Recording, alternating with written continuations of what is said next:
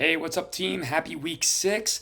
I brought some good questions and some good comments to the table this past week, so I figured I'd go ahead and go a little bit in depth here with some of these. So, the first question I had was, what do I do about cravings? It's like I've been doing the challenge for a while, and I'm doing a great job, but no matter how hard I try, I can't kick the cravings.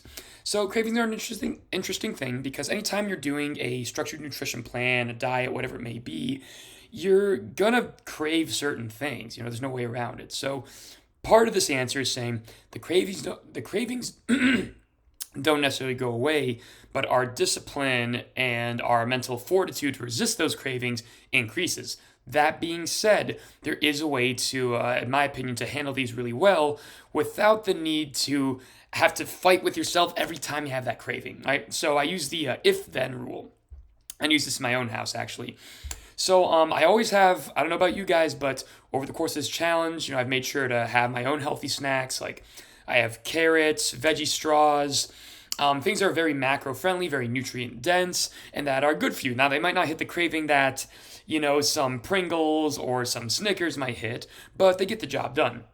So what I do when I have these cravings, and what I recommend that people do, is so let's say I'm having this craving, man, I really want to go for some chips right now.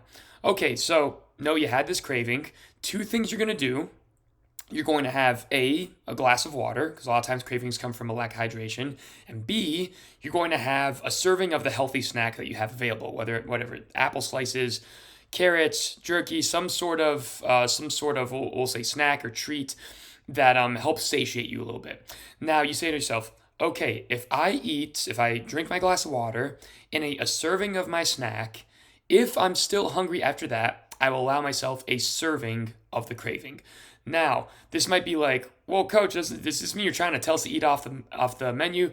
No, I'm not. I'm just saying a lot of times those cravings are more mental and more temporary than you might think, especially if it's a cause due to either lack of hydration or just lack of satiation. We're just hungry.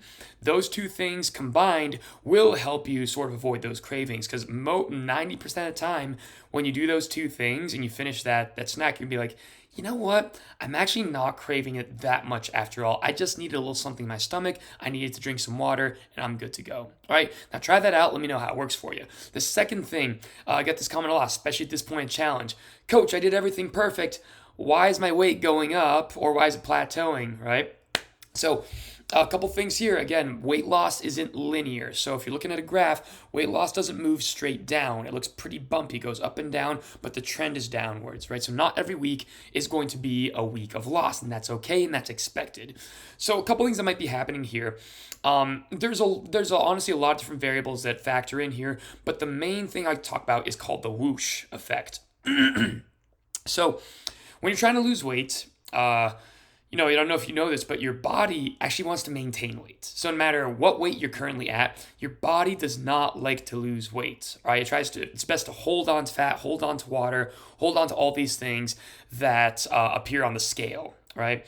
So let's say, for example, you did everything perfect. You hit your workouts, hit your nutrition, and then when the week rolls around, it's the same weight on the scale. What happens a lot of times, not every time, but what happens a lot of times, called the whoosh effect. So what happens is, let's say, for example, you did everything perfect, and maybe you lost weight, maybe you lost 5 pounds of fat, for example. So you lost 5 pounds of fat. What your body then is saying is, oh, I need to maintain homeostasis, aka just a stable body weight. I'm going to try and retain as much weight as possible. It does that in water weight.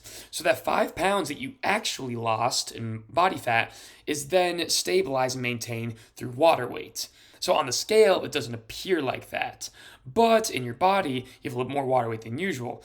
So what happens, again, more often than not, when the next week or even the next week rolls around, is that you see the whoosh effect. That 5 pounds that you initially lost then actually appears on the scale because you lost the water weight or, whatever other fluids your body was choosing to maintain sort of expel themselves from your body. And that's typically what tends to happen with that. Now, if this is a constant example, if you're doing the same thing every week, then it might be a case of we need to update your macros to take a closer look at nutrition. But that's a sort of more detailed explanation on why that might happen as well. Guys, those are the main questions I had though. If you have any more, shoot them to me in response to this email, and I hope to all see you soon on the turf or on the floor, all right? Peace out.